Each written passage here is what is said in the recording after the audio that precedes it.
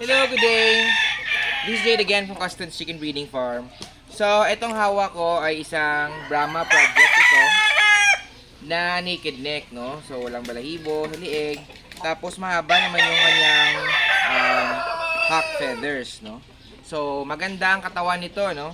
Ayan. Actually, ito, gusto ko sanang gumawa ng ng mas magandang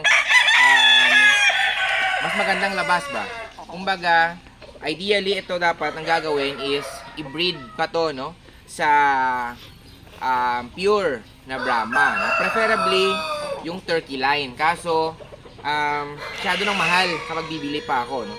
So napaisip ako, no, kasi madami na masyadong manok sa farm as well. And hindi ko na kayang tutukan. So, ang gagawin ko po is papahiram ko ito, no? Or bigay sa sino man merong Brahma na pure na gustong mag-project. Ang kapalit lang is bigyan mo lang ako ng pares, no? Pares na anak. Yun lang hinihingi ko, no? Preferably mga 4 months na pagbigay mo sa akin. Dapat healthy din as well, no? So, ang problem lang nito is medyo madamot tong mga itlog. Ow. Hindi to malakas ng itlog, no? But the good thing is hindi lang to nag-iisa. May isa pa to doon. Ipapakita ko maya-maya. So, eto siya, no? Kung meron kayong rooster na Brahma, turkey line, no? Either mottled or yung blue, no? Maganda dito, no? Magandang i-breed dito kasi maganda katawan nito.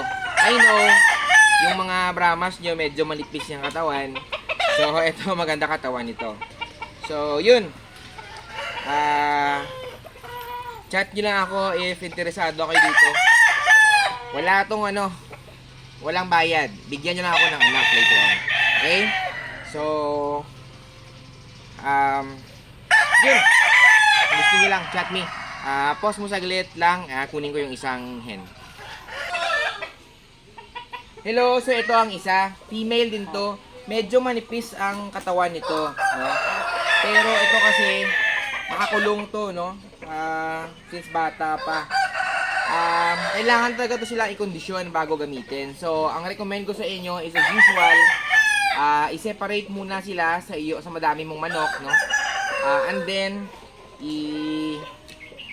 antibiotic pagdating, no, antibiotics for mga 5 days, no, pwede yung mga Primoxil, pwede mong gamitin 5 days, and then after nun, dilaws as well, and deworm. Okay, so ganun lang gagawin, and yun, pakainin lang ng maayos, no, kasi nasa taas to medyo dinadayat ng aking trabahante. So ang gagawin ko is iba yung hihiram nung black, iba rin yung bibigyan ko itong isa. Kasi in case matay yung isa, at least meron namang maibigay, no? Or kapag hindi honest yung isa, at least may chance pa na bigyan ako ng isa, no? So ilang years din to na project, no? You know as well na hindi ka basta-basta mabibigyan ng ganito kaganda na naked neck, no? Sa single cross lang. So sa interesado, just PM me.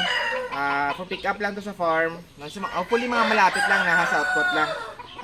Again, just show me a picture of your Brahma, no? Kasi ayoko naman ibigay sa mga pangit ng Brahma, no? Kasi siyempre pangit yung resulta nun.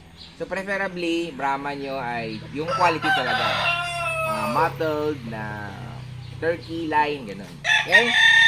So this is Jade again, Custom Chicken Breeding Farm, and good day.